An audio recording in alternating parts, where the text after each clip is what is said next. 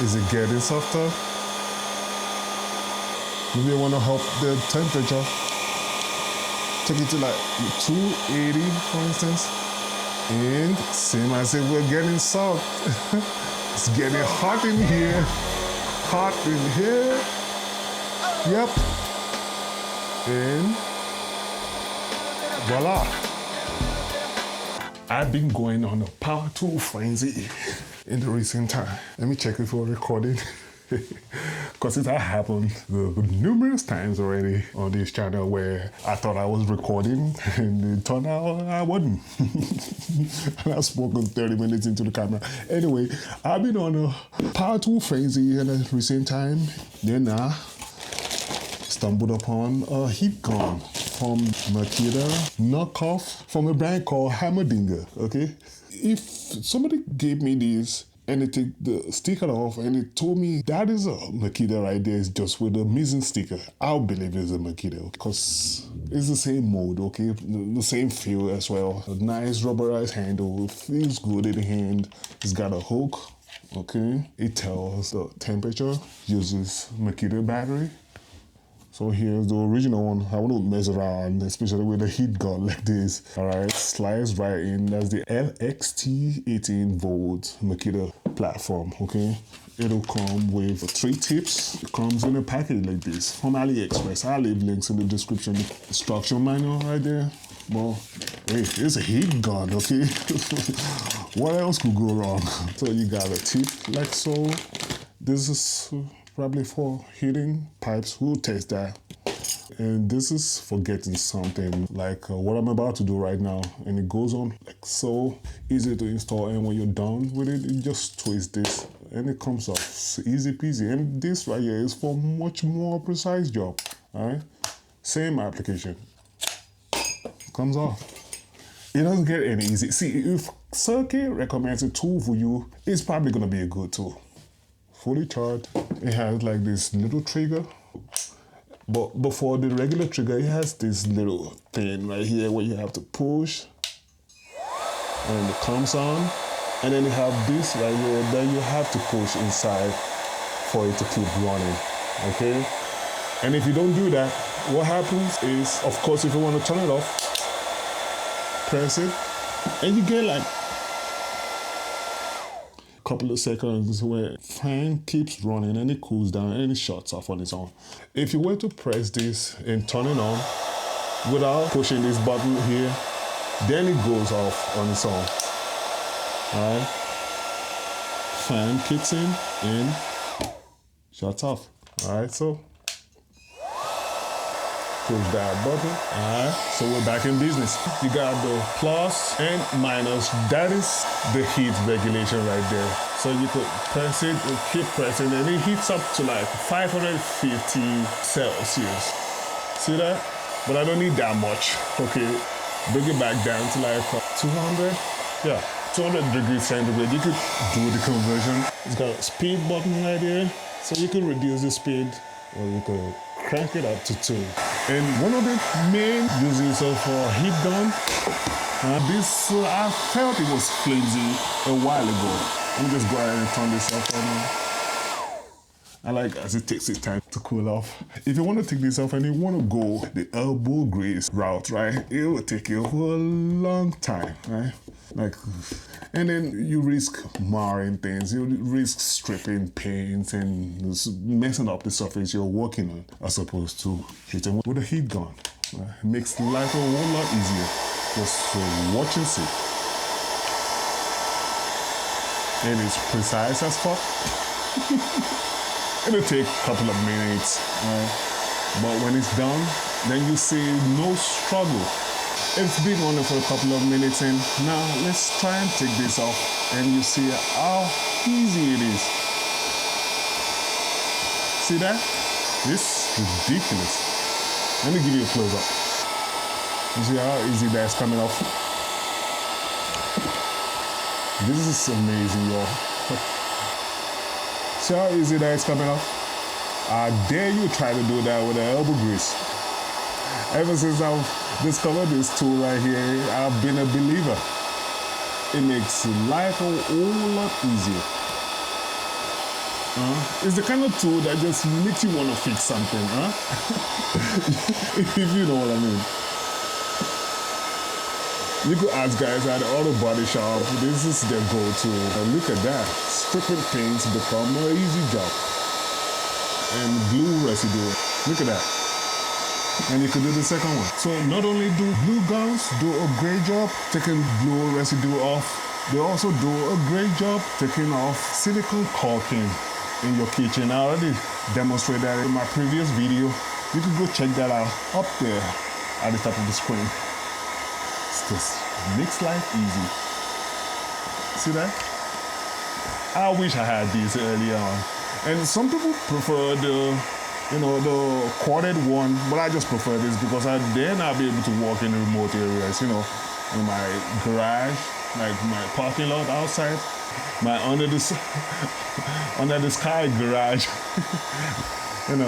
cordless tools for those who live in block or flats like myself. Whereas if I have a garage, let's say indoors, I don't have any issues going with corded tools because they're the best because the power is constant. You don't have to worry about charging and all that crap. But if you live in a block of flats, it's cordless all day. And as I'm talking, we got the other one done.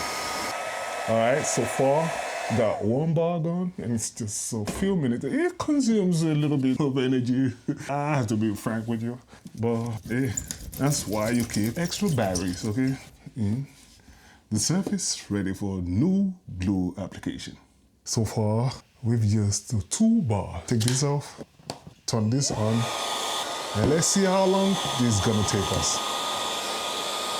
As at 250 degrees Celsius, and keep turning. And after a while, you might want to apply pressure and try to bend it, okay?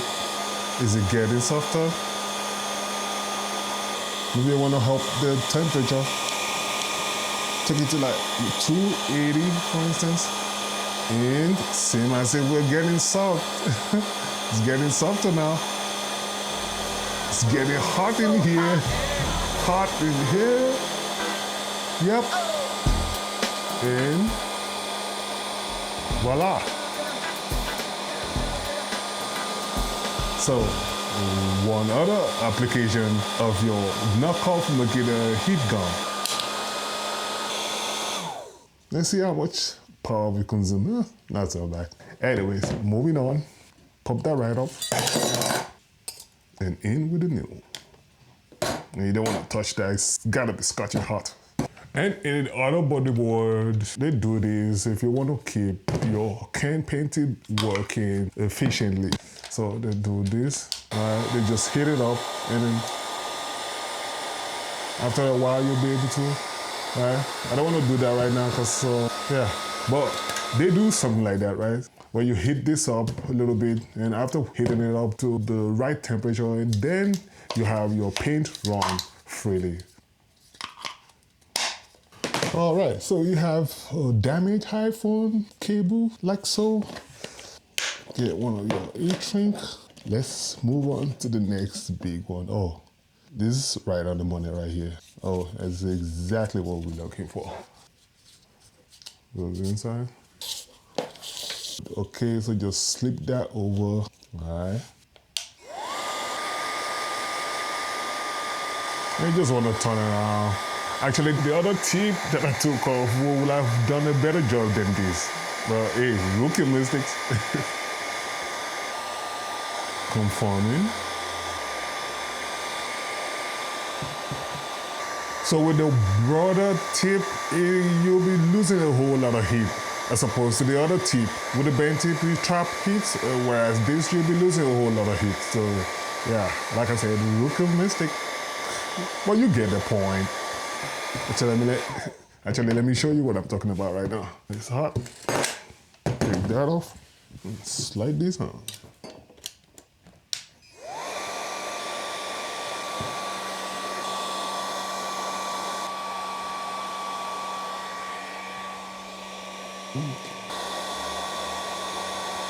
And we have a rigid fix that is going nowhere right there. But I must confess, it's really, really power hungry. You could see it gradually slowing down, right? by the minute. It'll be advisable to have an additional battery just in case.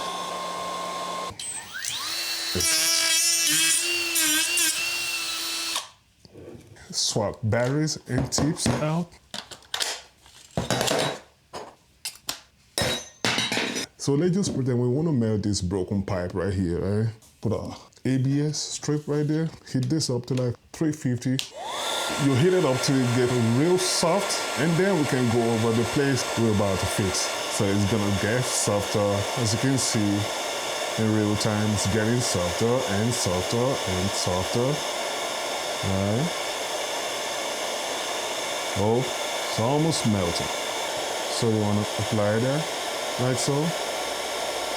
And it could be your rubber bumper, your car bumper, right? And that's how you would have fixed it.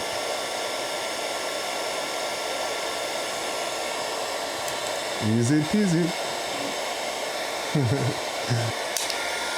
This has thousands of applications, okay? Okay, because this could have been a car bumper right there, okay? And you will have gotten a nice quick little fix with the help of this heat gun right here, all right? Of course, I would have heated it a little further, but this right here just shows you how much you can do with just a tiny little appliance like this. Moving on. All right, I'm not gonna lie, I wasn't really satisfied with the result of the other heat shrink demonstration. Cut that off. And now we're gonna pretend as if we were fixing these two cables right here, right? Let me just do a rough job. Or how about this? Just check this out. I'll be back. Straighten that right back. Get us a tip. Oh, now it is going nowhere.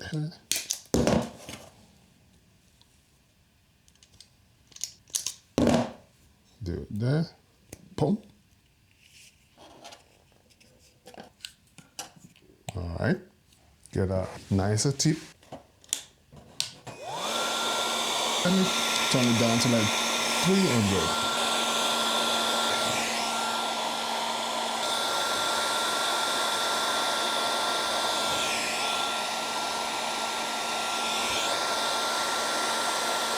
And we're already getting some shrinking.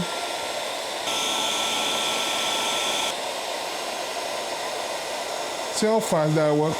You can up the temperature and watch it shrink like nobody's business. All right, so it's a 9-day difference when you're using this tip right here compared to this one here. Anyway, going nowhere. And just now the battery, same as it is gonna last a lifetime. Okay, that's 4 bars after all that melting and shrinking. Pop this out. This is a must-have. I know I'm keeping this. It's like any other product. It doesn't come without its shortcomings, okay? Shortcoming being it is power hungry. So if you're gonna be running this regularly, I suggest you get you a second battery or just a much larger one than the 6 amp hour you see right here. Other than that, it feels good in the hand. It costs next to nothing. It's almost like a steal, like you stole it actually. And that is it. Heimerdinger LB128 Makita heat gun knockoff. I'll leave links in the description just in case you want to get you one. And I don't see anything breaking in this. It has nice heat dissipation. You can see those holes right there. It seems like a solid build, okay? Got a nice button that works. I haven't really taken it apart. I'm not going to be doing that because it's a delicate thing, right? Because it's a heat gun. You don't want to tear it down and then in the process of putting it back up, we'll forget to put something back where they belong and kaboom, it all popping. Anyway, that's my time. Let me know what else you want to see on this channel, and I guess that is it about the heat gun. See you in the next video. Adios, amigos, muchachos.